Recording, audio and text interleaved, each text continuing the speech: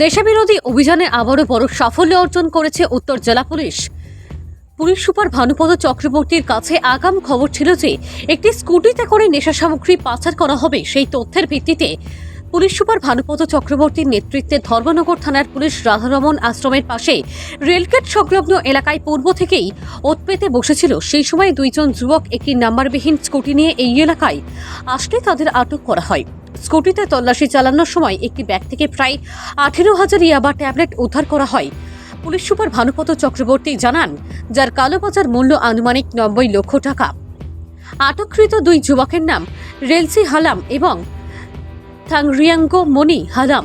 দুজনেরই বাগবাসা থানার অন্তর্গত নোয়াগাং এডিসি ভিলেজের বাসিন্দা। পুলিশ তাদের গ্রেপ্তার করে নিয়ে যায় ধর্মনগর আরক্ষা দপ্তরে এবং তাদের বিরুদ্ধে একটি এনডিপিএস মামলা গ্রহণ করে।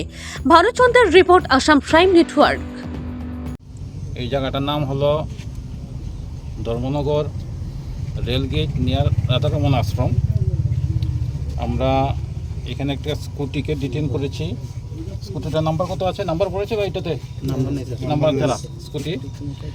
এই স্কুটিতে দুইজন ছিল, একজন হলো রেলসি হালাম আর একজন হলো তাংলিয়ান মানি হালাম। একজনের প্রথম জনের বয়স 30, দ্বিতীয় জনের বয়স 37। এই স্কুটি থেকে আমরা টোটাল 18,000 ইয়াবা ট্যাবলেট পেয়েছি। এগুলি নিষিদ্ধ মানক। তো অ্যাকর্ডিংলি ধর্মনগর পিএসের মধ্যে একটা কেস হয়েছে।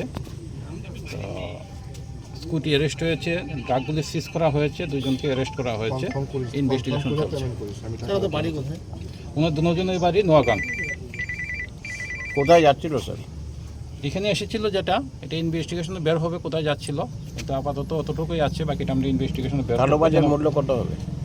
কালোবাজারের মূল্য প্রায় 90 লক্ষ টাকা।